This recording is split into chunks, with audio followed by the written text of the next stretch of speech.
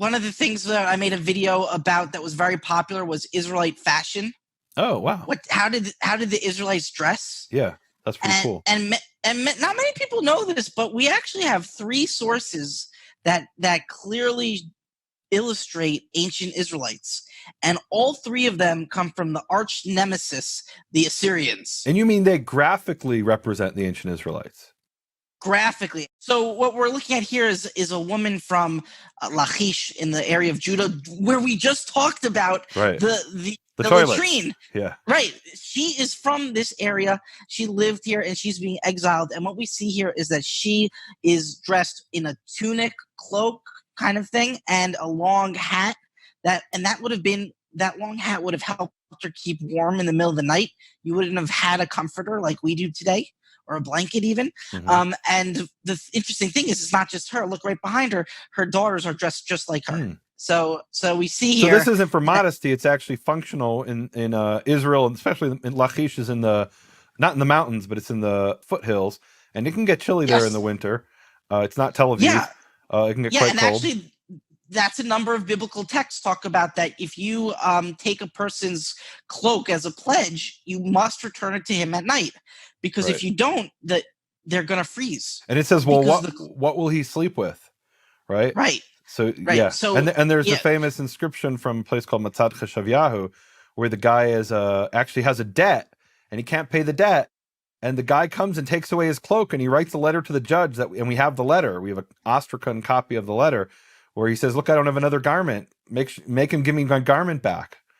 And and he literally is one garment, and it's like one piece of cloth essentially for this really poor guy. Maybe he has a loincloth besides that, but he's cold at night because he doesn't have his piece of cloth. Right. Yeah. And so ancient Israel was a place where if you didn't have your cloak at night, you would freeze. Right. And so to death, I don't know. Maybe you'd be uncomfortable. In Jerusalem, you'd freeze to death potentially in the winter, but not in Lachish. Sometimes, right? But I mean, I think it's important for us to remember, because I mean, at least in the United States here and in Israel, we go through T-shirts like they're I'd even say like they're socks, right?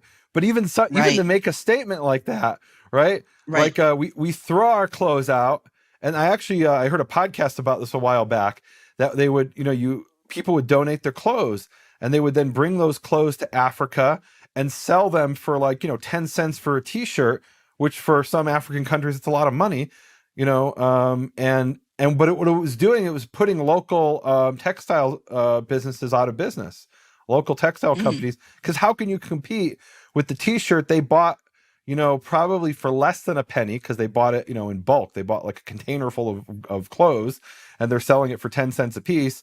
So if you're an African textile manufacturer, you can't compete with that.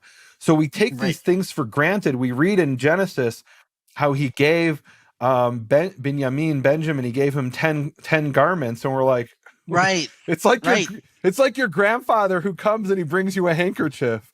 When I was a kid, my grandfather literally would come on holidays and bring me a handkerchief, and I'm like, what do I do with this? Or he brought me socks, and I'm like, I already have socks. Why are you bringing me socks?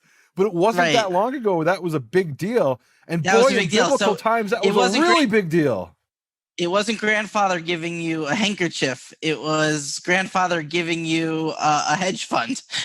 It was a big right. In other words, you would have a situation. You actually read this in the Middle Ages. You have these documents when a woman would get married. They'd write all the things she came into the marriage with in case there was a divorce. She would get that stuff back. It was called the Nedunya.